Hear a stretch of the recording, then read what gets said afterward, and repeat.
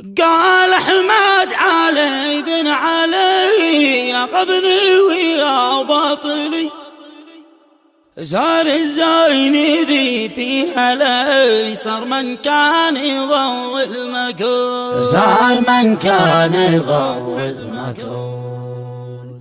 من دموع مفارق شقيقي كتب هذه المرثية الأخ أحمد علي بن علي عبد الله العبيدي في وفاة شقيقه الغالي المرحوم عدنان علي بن علي عبد الله العبيدي. هذا أبو شاب الخبجي.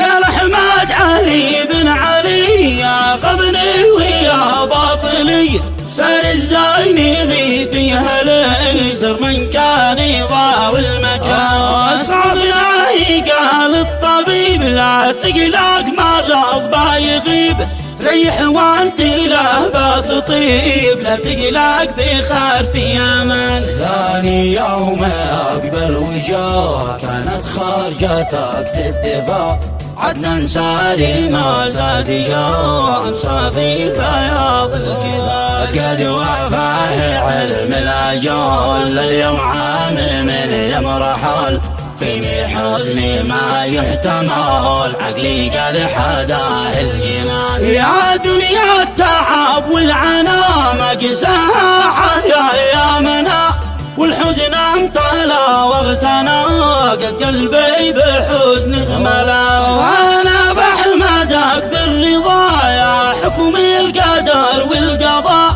لكن ما نسيت ما مضى وما بنساه طول الزمان. مر العام في فرقتك عدنان يا كبير اخوتك، لو تعلم كاني فقدتك يعيش ما افصح لسان. في الرابع عشر شهر اب بطلق جميع الحساب في الدنيا، وكان الجواب دون الله كل ينغان. ما بيد العباد المصير مكتوب للصغير والكبير، يالله انت قادر قدير تسكن من في قدين الجنان. احمد خوي قال القدر والمكتوب ذي للبشر من ربي والماشي مفار، لجل موت حوم وحال. ما نقدر نقف للقدر ما نعلم بخير وشر،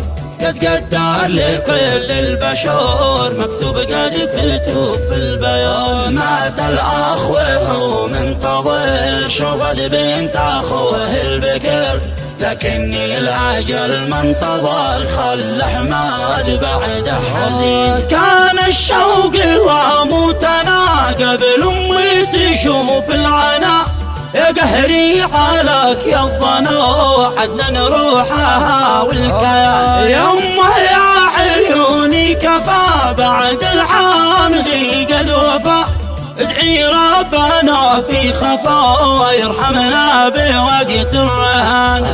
الصبر فيما مضى وادعي ربنا بالرضا، اسقه سلسبيل والهنا يتهنى في احلى مكان. والختم الصلاه والسلام على المختار يزيد الانام، صلت عاد ما الطير حام في جوه وبار الامان.